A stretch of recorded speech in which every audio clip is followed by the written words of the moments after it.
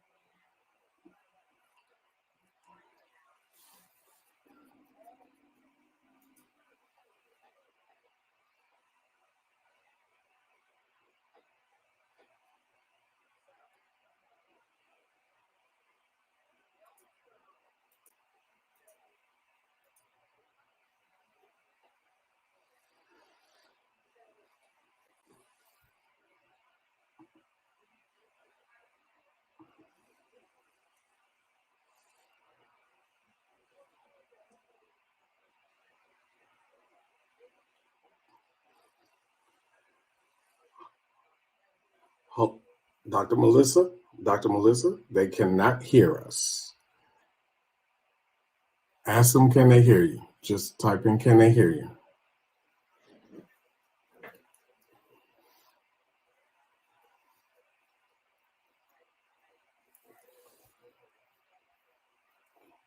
They cannot hear us. Okay. And that's totally on me. Hang on.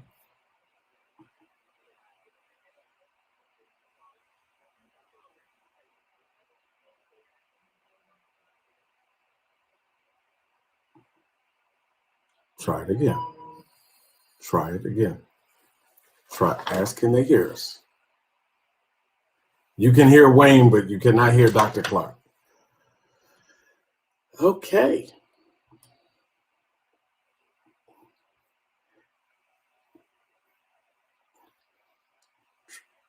Can't hear anybody. I can hear Wayne, but not Dr. Clarke. Can you speak again, Dr. Clarke?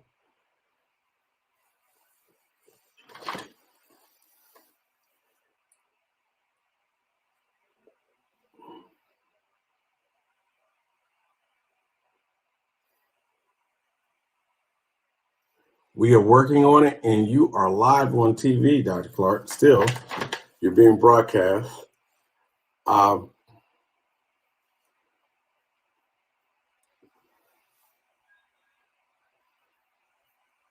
Readers joining. Okay, we're having a little technical difficulties. Read.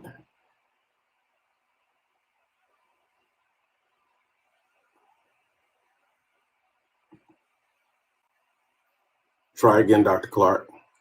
Can you hear me, Dr. Clarke?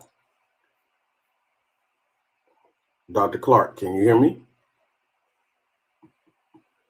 Dr. Clarke, try again. Dr. Clarke.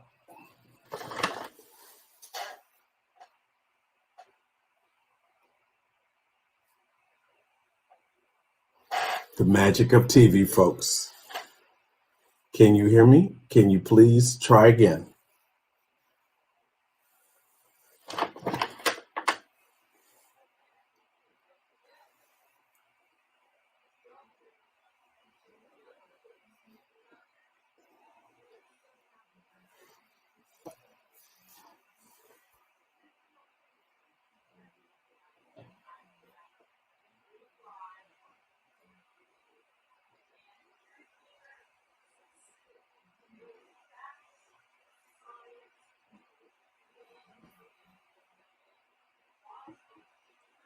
No sound yet.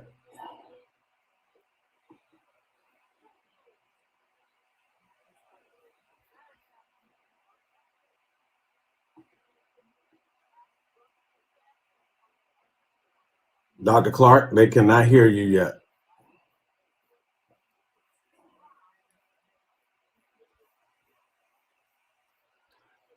Dr. Clarke, they cannot hear you yet. No, they cannot hear you yet.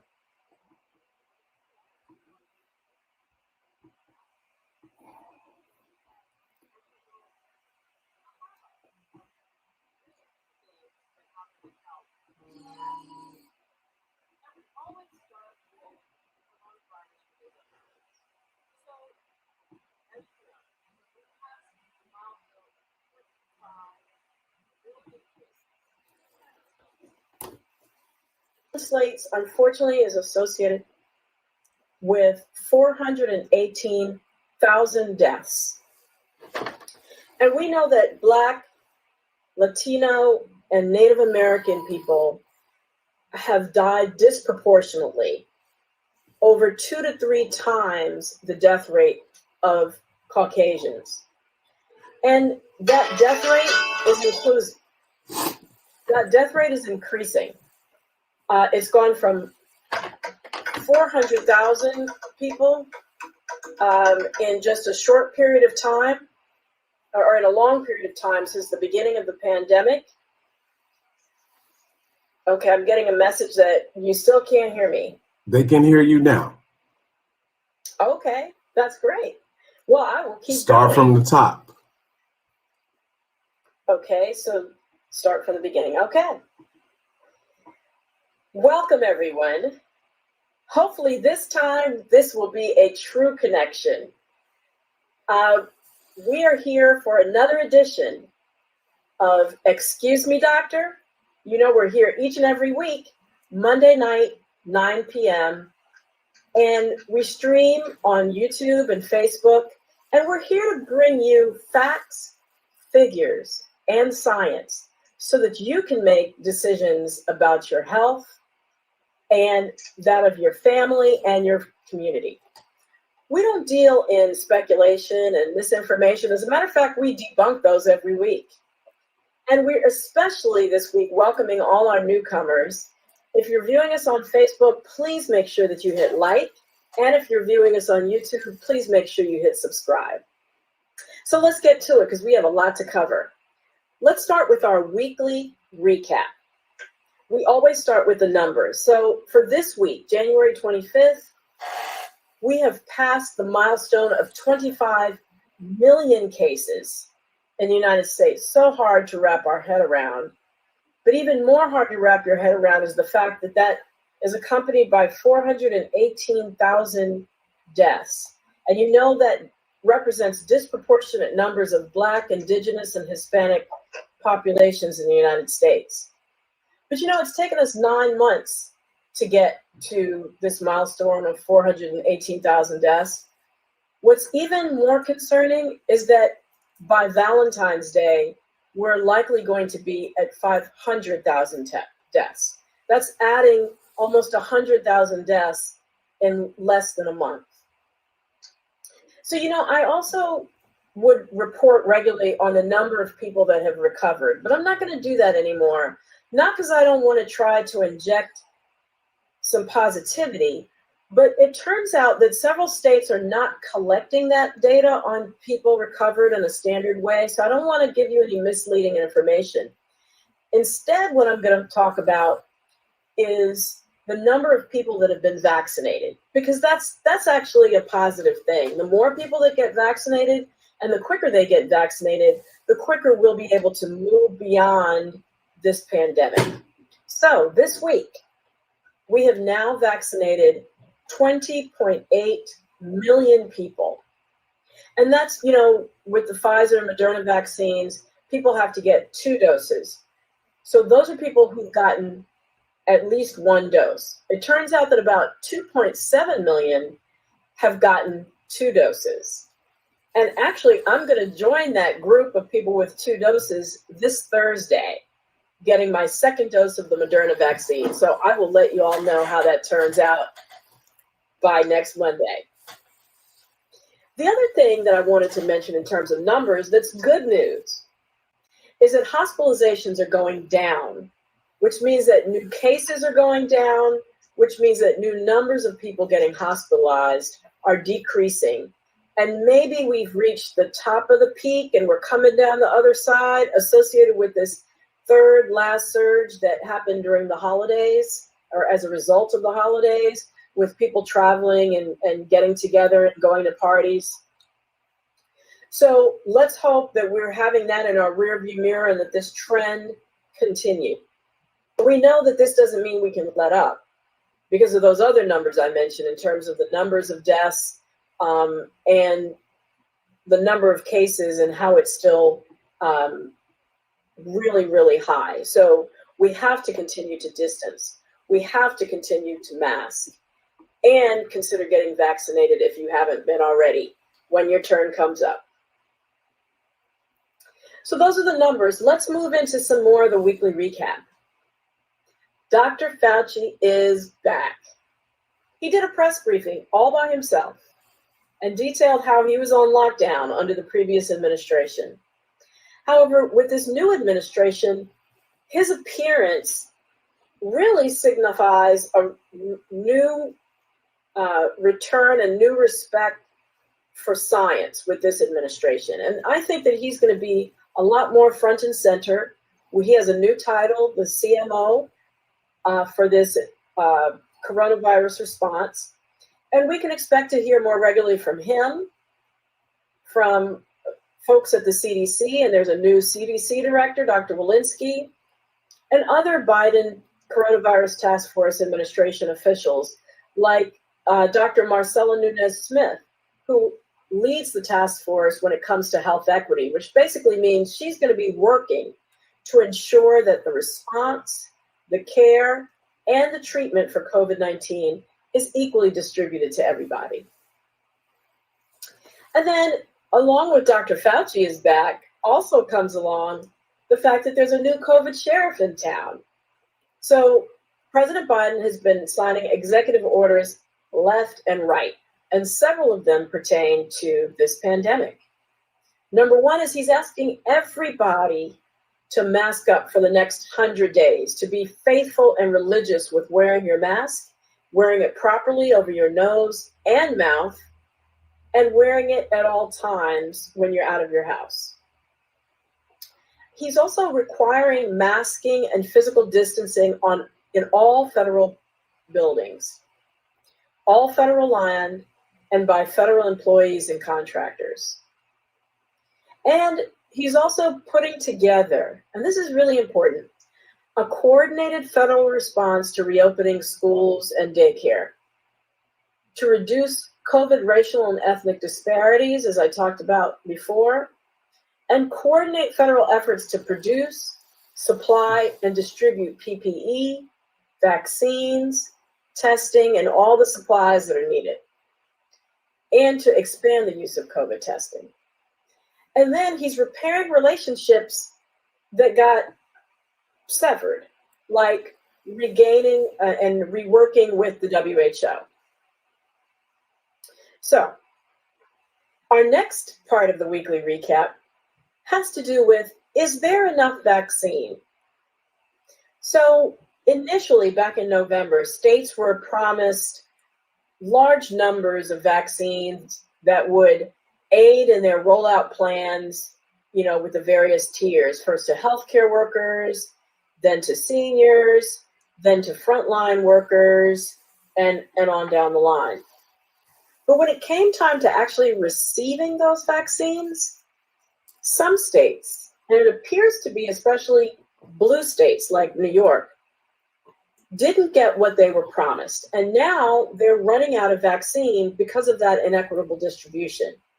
Whereas places like Florida and Texas appear to have quite enough for their population.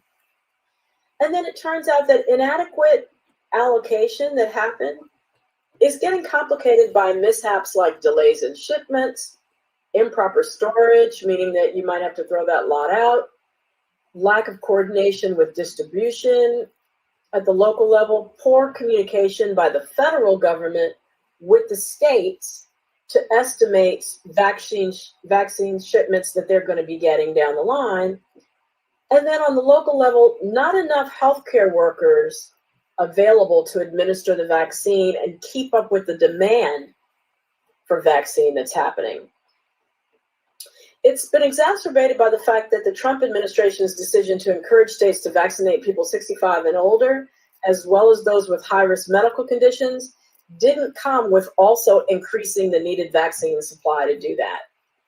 My 90-year-old aunt has been asking me weekly, sometimes twice a week, when she's going to get her vaccine because she lives in a blue state. And unfortunately, I can't tell her. But I do know that now that we have a new administration that's prioritizing equitable distribution and commitments from Moderna and Pfizer for millions more doses, and the possibility of a new one-dose regimen from Johnson & Johnson being approved. We don't know if it's approved yet, but if it does get approved, that'll be many more vaccines that only require one dose, that we can expect in the next few weeks that the supply will hopefully improve.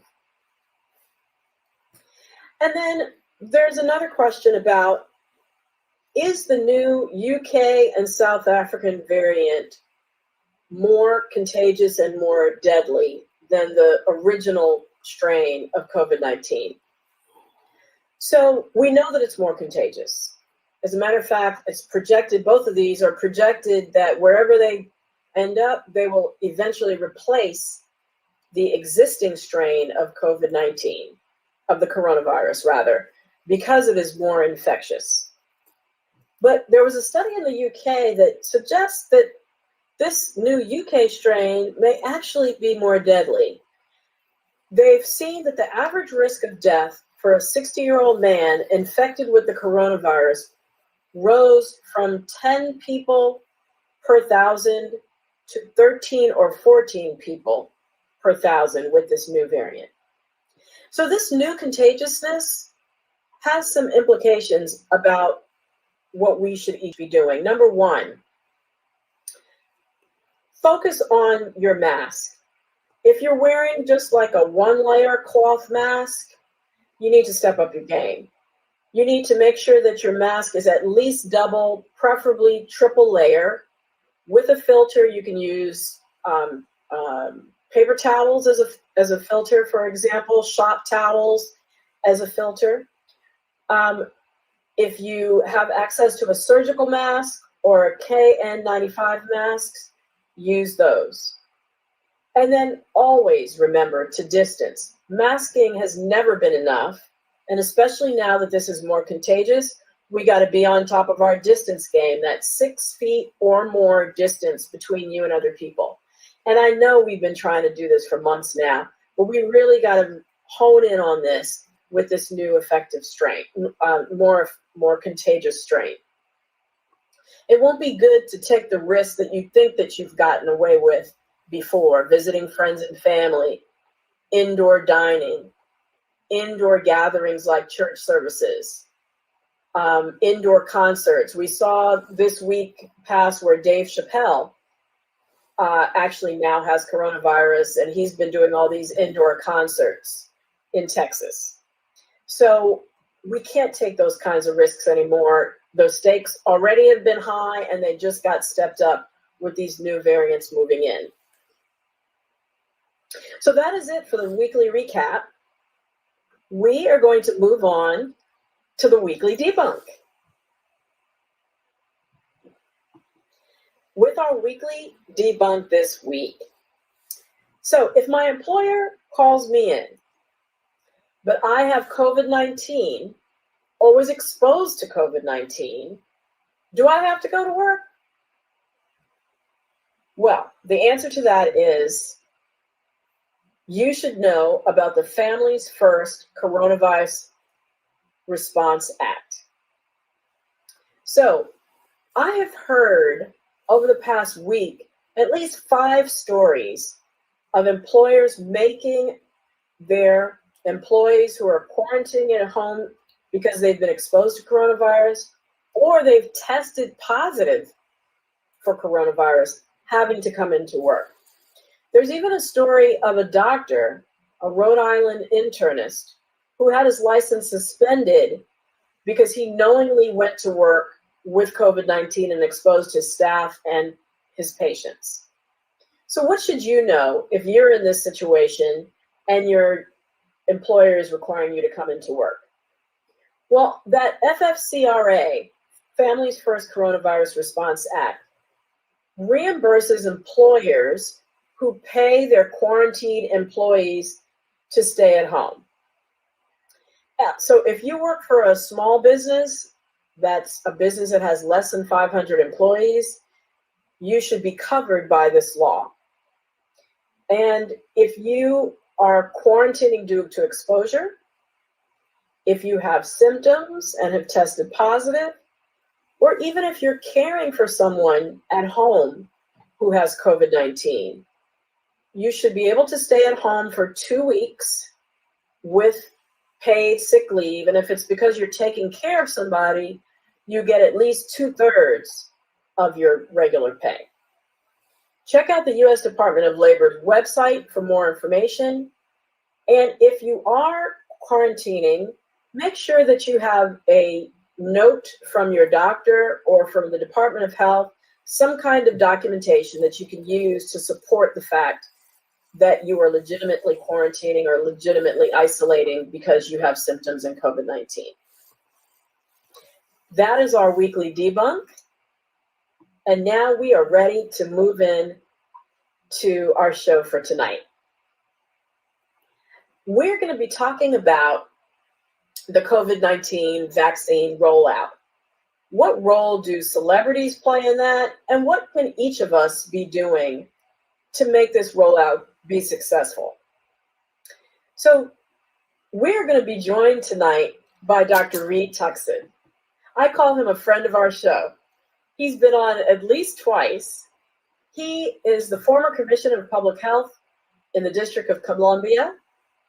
He is a founding member of the Black Coalition Against COVID-19, and we are honored to have him here tonight.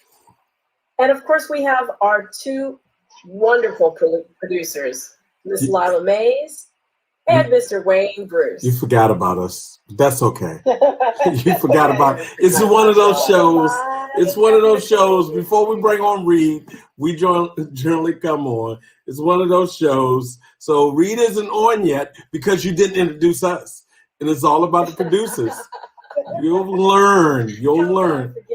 You'll find that out. You'll find that out quickly, Dr. Mel.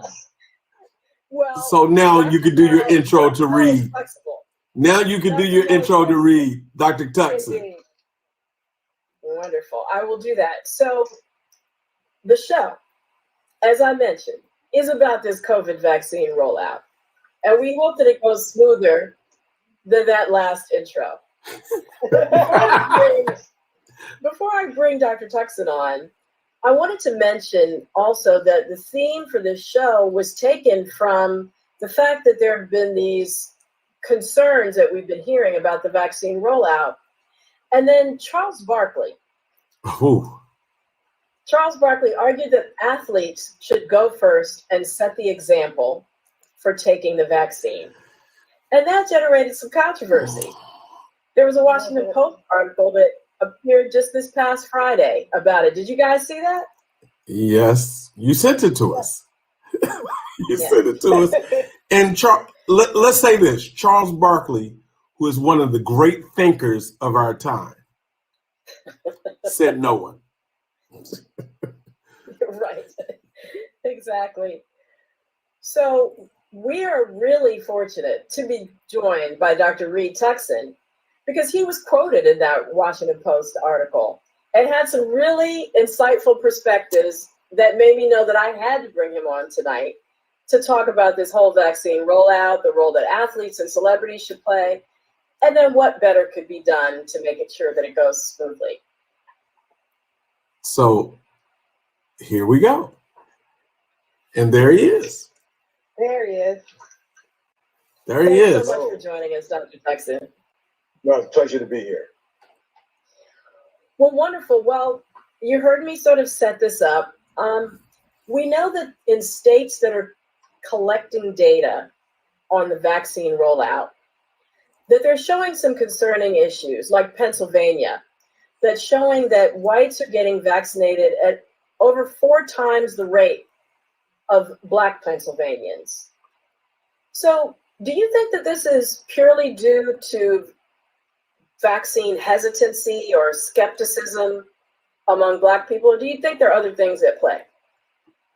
I am sure there are other things at play, and one of the things that we are seeing all around the country is this issue of vaccine hesitancy is moving very rapidly towards vaccine acceptance. And so the numbers of people that are in lines in DC, in Atlanta, other places around the country, of people of color who are really looking to wanting to be vaccinated and don't have enough doses to be able to get vaccinated is very large. So we know that the demand in the Black community is much greater than the supply. So whatever is going on in Pennsylvania, it is not because Black folks are not motivated to get the vaccine.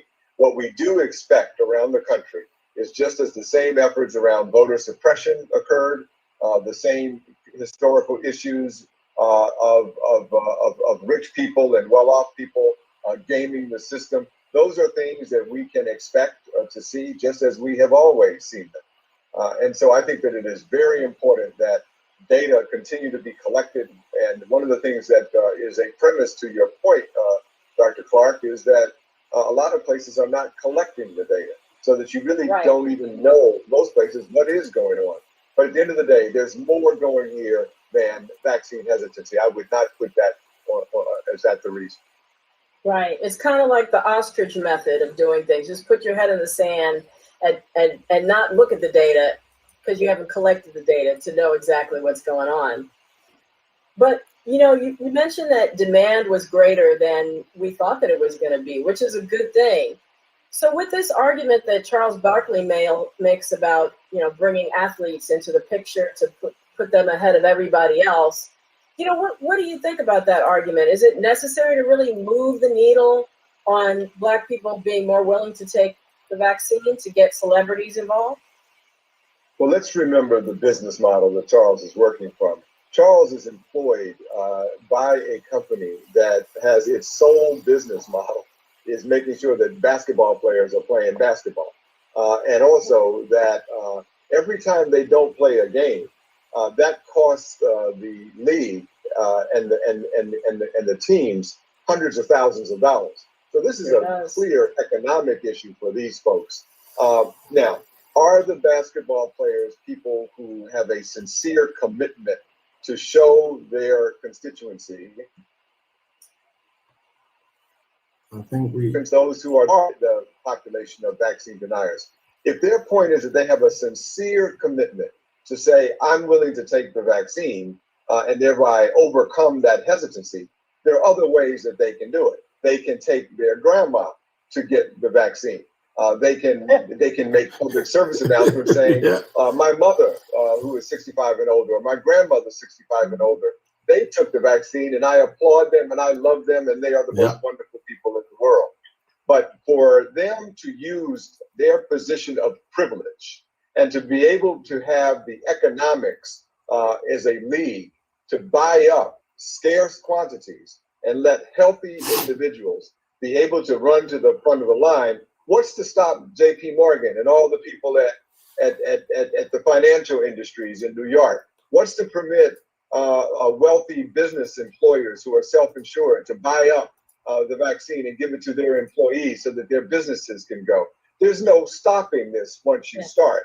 So I am really, really frustrated by these people. And finally, if you cared about the players, you have to care about their brand, their reputations. If they were to have these young people show that they were distinct from the rest of the population, getting to the front of the line, then ultimately their brands are going to suffer hugely. And this would be terrible advice for any agent of a player to suggest that this is the way to go. And lastly, and I'll be curious to see what you think about this, Melissa, but their whole premise is wrong. The purpose of the vaccine is to keep you once infected, from getting terribly sick or dying. We do not have data yet that says this is what causes you to stop transmitting the virus. So their whole logic isn't even based on science.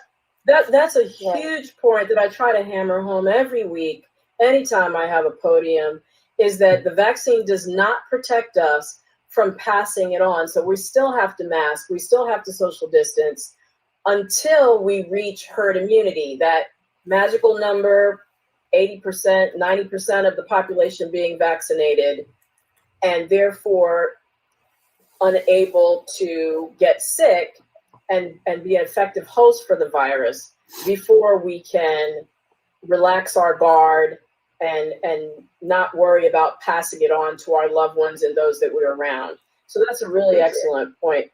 You know, you mentioned a great point about, you know, this whole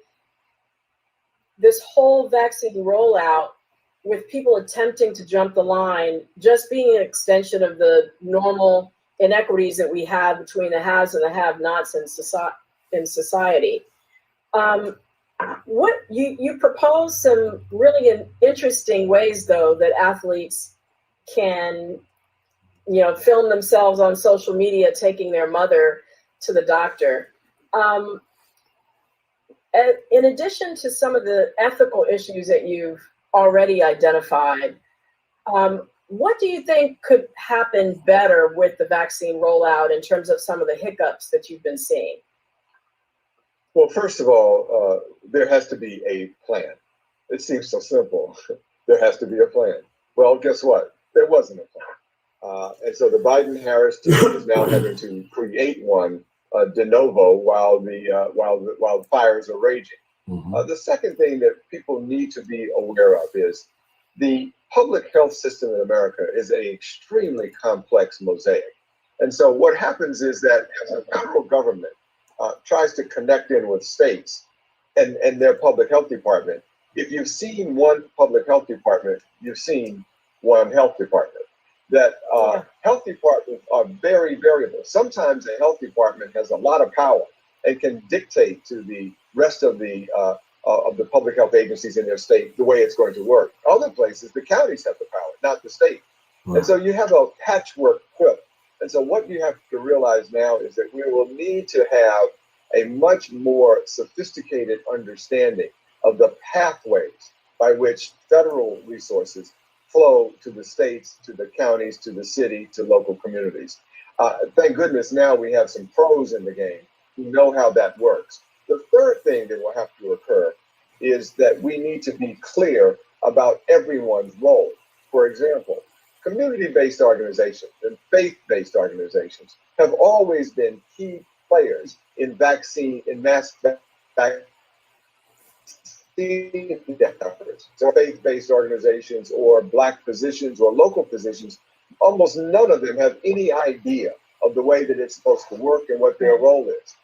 First, so Dr. Tuckson, can you tell us, before you move off of that point, tell us how some of these institutions have played a role in past vaccine rollouts, like the church, for example.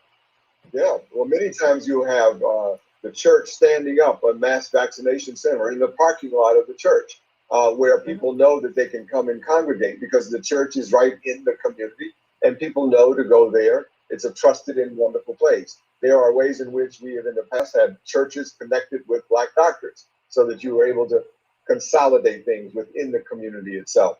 These are the kinds of ways. And then, of course, there is the ability to advertise and to use the church and community-based infrastructure as a way of letting people know we're doing this on a certain day, come be here, and you'll find a warm and welcoming environment. So that's really the ways in which we've done it. But the key there, Dr. Clarke, is that those institutions also received resources that were necessary to be able to stand those clinics up. And right now, those resources haven't come down to community-based organizations like they should. So it's really a combination of issues that we have going on. And then lastly, as you indicated with the previous question, we are seeing all across the country, and we're getting these anecdotal reports that are telling us this is occurring, where rich white people are coming into the Black community ahead of time, finding out about these vaccine dissemination efforts, and then they're the ones getting vaccinated and then going back to the suburbs. Whoa. Right, exactly. Dr. Tuckson, sorry, Dr. Mill, can I just jump in and ask a question? Sure. You did say, excuse me, doctor, though. Excuse me, doctor. Doctor, you touched on the vaccination hesitancy. Is there any evidence that there's a shift? You kind of talked about that a little bit, but is there any evidence that Black folks are becoming more inclined to get vaccinated? We are lucky to work hand in glove, our Black Coalition Against COVID, working hand in glove with blackdoctor.org, the largest social media engine, I guess, in the country now for Black health. And what we've enjoyed there is doing polling. About 4 months ago, when our polling was showing us that 60% of the people that responded to the poll said that they were against taking the vaccine. Today, in our most recent poll, that number is down to 29%. Wow. So a really significant shift that we're seeing in our polling. And as I said, I was observing the line for people that were trying to get the vaccine at Howard University Hospital just this past week. And they had to shut it off because they couldn't get enough vaccine to take care of them. Similarly, there's a waiting list of some 3,000 people at Morehouse School of Medicine in Atlanta. Yeah. So from these data points, I am really clearly understanding that things are moving. And one other way that I would also say that we are learning this. When we're doing these national town halls or doing national radio shows, I'm noticing that the callers now are very different than the callers were even a month ago, where almost everyone on the phone had some conspiracy theory, some negativism, something, some crazy thought around injecting nanotechnology robots into Black people's arms. You know, stuff that doesn't make any sense at all. I didn't get any of that in the last round of things that I've been doing. So there's some out there still, I know, and I don't want to overestimate how much the curve has moved. But there's no question in my mind, it is a significant shift. Wow. I think it's becoming a minority rather than the majority. And I'm really glad that you brought up what you brought up about the Black church and Black doctors and contrasting it with celebrities. I think one thing that we saw in this past election cycle with how the Trump campaign tried to use Black celebrities to influence people, and it kind of backfired on them.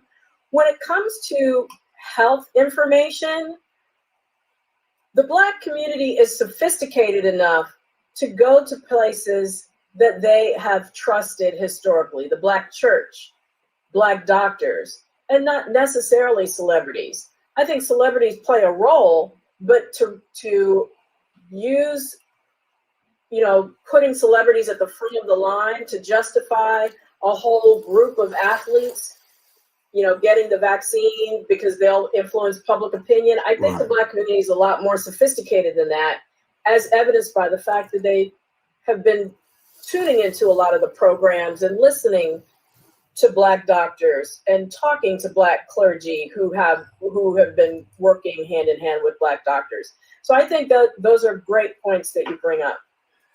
I'm glad that you also said that everybody has a role. And so we do need, everybody who can play a positive, constructive role to play those roles. But again, if it is somebody who is clearly trying to exert their business interests over the health of people who are dying and who are vulnerable, I mean, it's almost as the same as taking bread out of the mouth of a starving person, and you have the opportunity to go to eat a 4-star steak. It's really not much different than that. And I think we just got to call it for what it is. But on the other hand, I have a feeling that think about Steph Curry, John Legend. Now here we have athletes, musicians, role models who have a positive role to play in our society. And they, I'm sure, will do the right thing on behalf of Black people. And I think we hope that, and we look to them. I continue to come back also, though, to our rap musicians. There, it's very tough. Now, here you find a very different picture because so many of the audience of our hip hop stars are vaccine deniers, and they actually pose great risk to their brand if they were to come out and be supportive of the vaccine in many cases. So what we have to do to reach them is an entirely different strategy. So I think what you were getting at, Dr. Clarke, is the point that I want to emphasize, which is This is a mosaic. And we are, as a people, are complex. We are, as a people, varied. And we, as a people, listen to different kinds of personalities. And we, as a people, we need to reach out to our people in a variety of ways, but always with ethics and morality as the leading edge. Excuse me, Doctor. And yes. Excuse me, Dr. Clarke. We have some questions, and Dr. Tuckson has been so timely with some of his answers. Like I said, Charles Barkley has never been called a great thinker of our time. He was a great basketball player of his time. He doesn't get enough credit for that, but not a great thinker. And we leave it to you thinkers. But we have some questions coming. And Ellen Claire Lamb, one of our favorite people, says, what about college athletes? The NCAA made the decision to have them play, but we see how many games are being canceled because players and other team personnel have been exposed. If the kids don't really get to decide whether or not they're playing, should they get priority access? You know, I'll be curious to see what Dr. Clarke says, but I'll start it and say that I'm thinking, as I'm answering this, about my son who is in school on a partial rugby scholarship. And he just talked to him tonight, and I asked him how he felt about losing essentially a year of his eligibility. And he understands why. He gets it. And he says, Dad, I'll have other chances to play. Don't worry. And I'll get back on the field before long. But rugby is not a big time revenue generator. So, of course, his team won't be playing. But you can be sure that the University of Alabama football team is going to play because that's where the money is. It seems to me that there is a precious little regard for the reality of the long haulers, those people who we know who get infected and suffer long-term sequelae. Mm-hmm. These kids are being put at risk for long-term disease. And that is really kind of tragic, just for the sake of making the money for their university. The only alternative, though, we have to think about is so many of these kids are from really poor backgrounds. And this was their way of getting out, of getting something for their mama and their family. And these kids are under huge economic pressure to produce. And so they really are willing conspirators in this needing to go play because they have so much financial risk at stake for them as well. So therefore, their choice to play.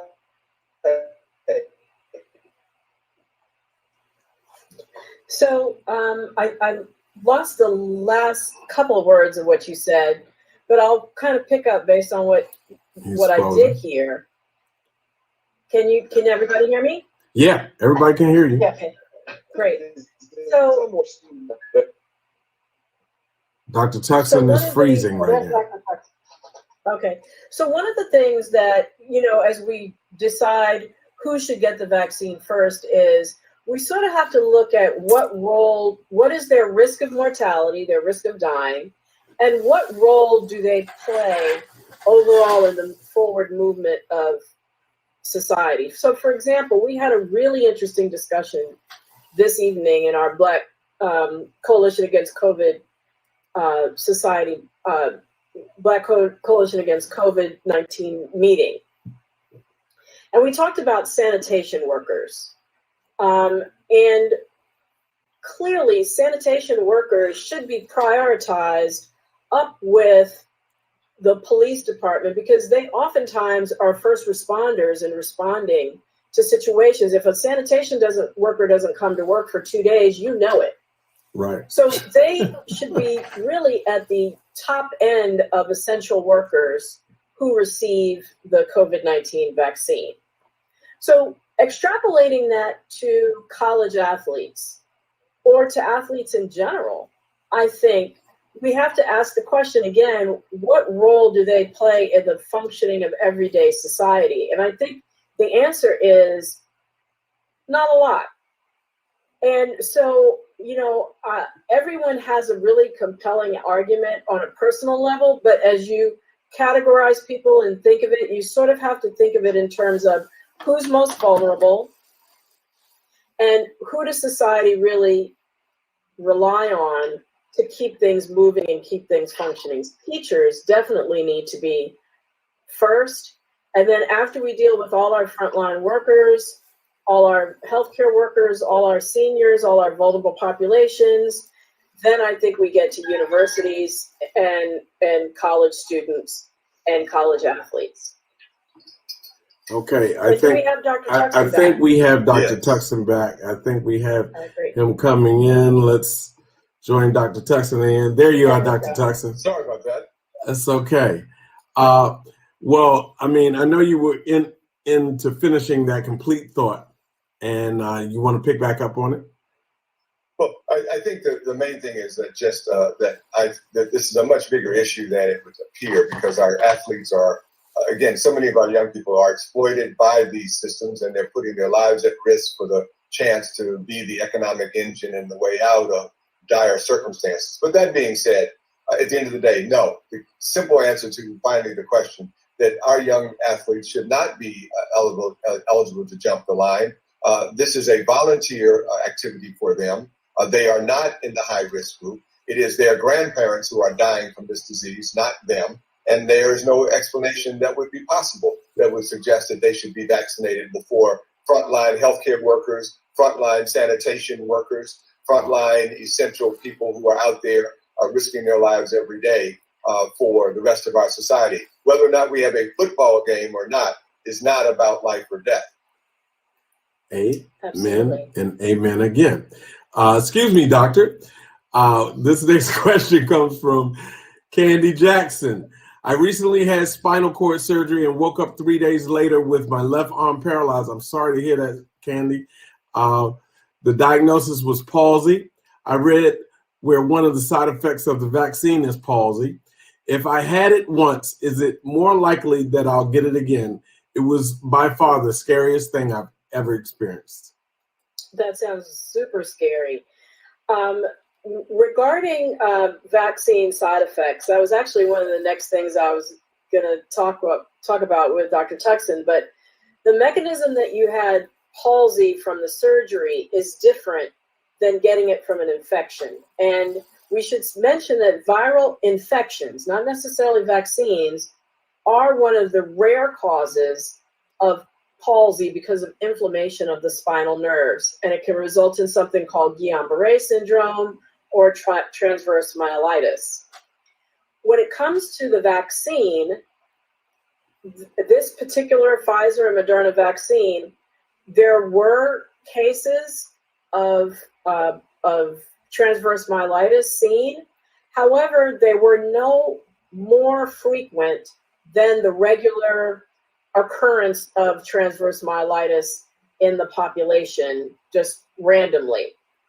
So, and it happened very, very, very, very, very, very rarely. So, I think moving forward, you should always discuss these kinds of decisions in terms of your health with your doctor. But as far as putting you at risk for recurrence of the palsy that you had from surgery, there's no evidence that that would happen. I think that was a perfect answer. Well analyzed. And I think the point that I hope that the audience takes away, in addition to the specific information that says that there's no way that we can conceive that you would be at any greater risk from being vaccinated to get the palsy again, that just doesn't function like that. There's two different systems, two different things working together here.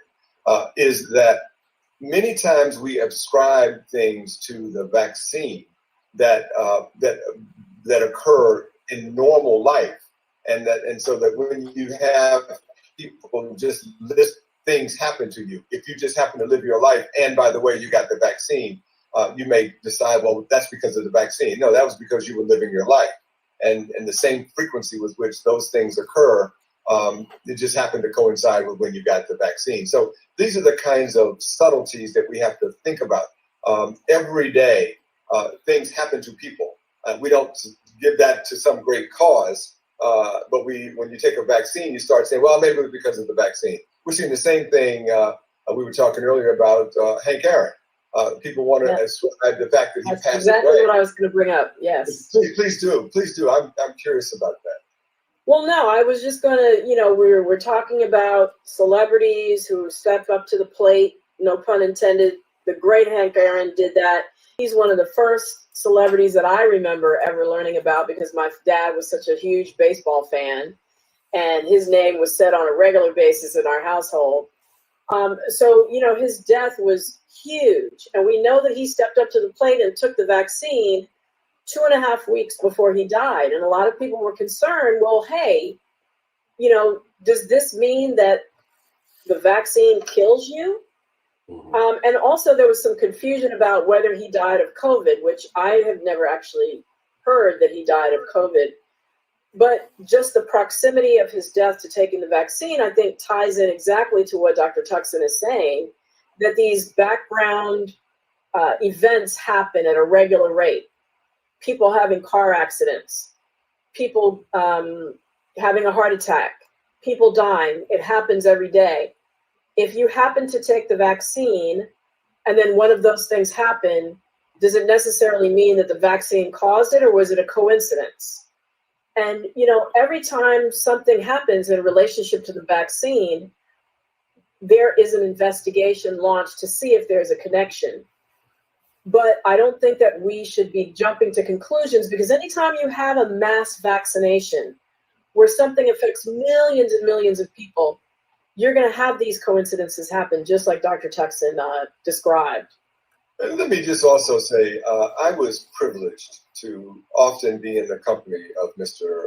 Aaron, the nicest, most decent man you've ever met in your life, Wow. The humblest man you've ever met in your life. They got athletes running around here now, hit 200, and they act like they are God's gift to man.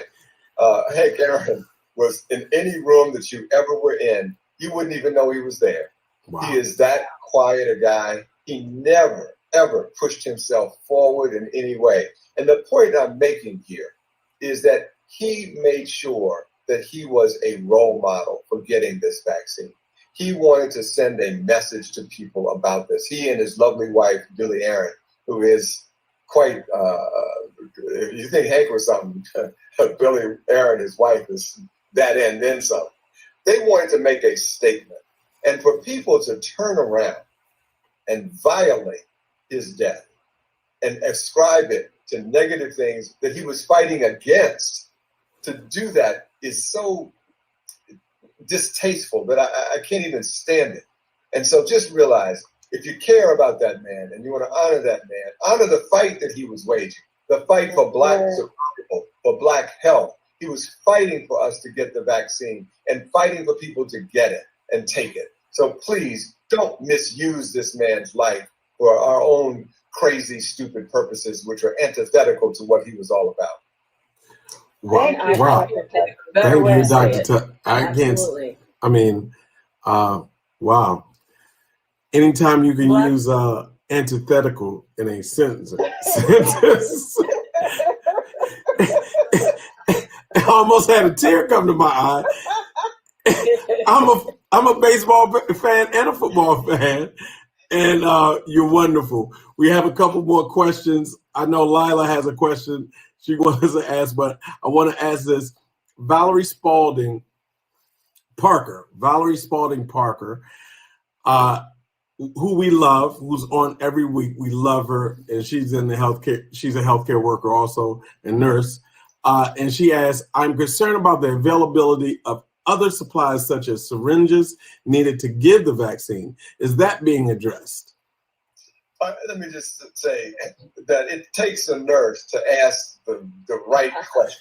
Real questions, yes. And so that's just so perfect. That's what I was trying to get at, saying that the resources that we need are not trickling down as well. And that's what I meant by community-based organizations and others needing to have the resources so that we can step up and do the things that we need to be done.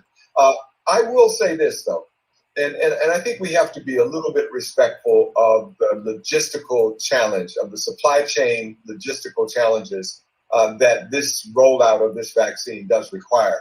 And so it's not just the vaccine. It's the cotton balls, it's the syringes, it's the vials, It's the stoppers, it's the refrigeration, it's the storage.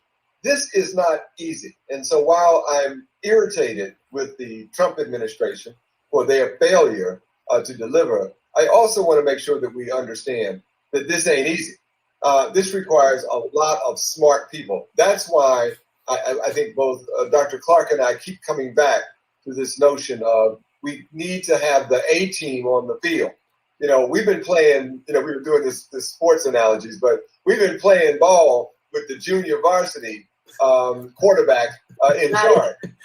Not even that. So now, you know, finally, you know, in the second half, we get the A team on the field, and that's what's required. But thank you for that point. This requires all of the pieces coming together. This is a major logistical challenge, and ultimately, at the end of the day, this is going to be a referendum on America's competence to be able to get things done.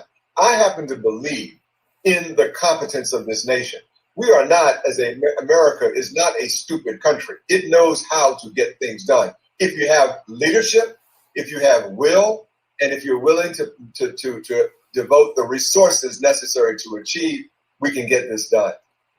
I would also say that it's a referendum on the will, because I think we have the competence. What we haven't had before is the will to bring the right people into the room, and now we have both coming together. We have the will and we have the competence, and so I think moving forward, things like syringes and cotton balls, etc., are being addressed when President Biden talks about invoking the Defense Production Act to ensure that supplies get ramped up.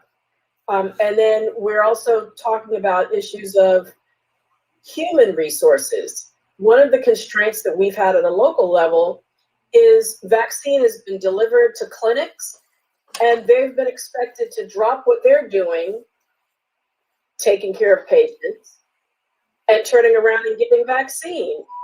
And that can't happen. They can't do both at one time with the same workforce and the same resources. Those kinds of things are being addressed as well when we're talking about mobilizing the medical resources of the National Guard. So I think with a comprehensive strategy, which is what it looks like we're looking at developing now, I think a lot of those issues, Valerie, will be addressed. Also, I would just one other amendment to that, and I do appreciate your point, Dr. Clarke, about will, but I'm going to be very interested to see what happens in the Congress with the president's new COVID stimulus bill, because inside of there are a lot of the dollars for the resources for community-based organizations. So I would urge people to be attentive to that. Contact your congressman or woman on that, and urge the political folk, particularly in states where, you know, we don't have Black congresspeople who need to be aware of what's at stake here. So keep pushing for that as well. That bill is important. Excellent point. And that actually brings me to our wrap up. Unfortunately, I can't believe this time has passed so quickly. Dr. Tuckson, you've been wonderful to talk with tonight. You've had so much insights, as always. It's just a pleasure to listen to you and talk with you. And as you bring up that issue of, you know, what we can do, I would say one other thing that we can do, other than, you know, considering to take the vaccine when it's our turn, is when we get those social media messages, whether they come through Facebook Messenger, tweets, or YouTube, and they seem questionable, don't pass them on. Research them. Talk with a health professional or a scientist about whether it seems reasonable, because the spread of misinformation has really made it that much more difficult to advance from vaccine hesitancy to vaccine acceptance, which is where we are now, as Dr. Tuckson has observed. So as we sign off, remember, there are roles that each of us can play. Thanks for joining us again this week. Thank you so much for being with us, Dr. Tuckson. To my producers, as always, thank you so much. I'll be on the Russ Parr Morning Show tomorrow morning. 9:35 a.m. East Coast time if you want to listen. And we'll be back here next week, 9 o'clock, Monday night on YouTube and Facebook. And until I talk with you again, please remember, be wise, be well, and be health empowered.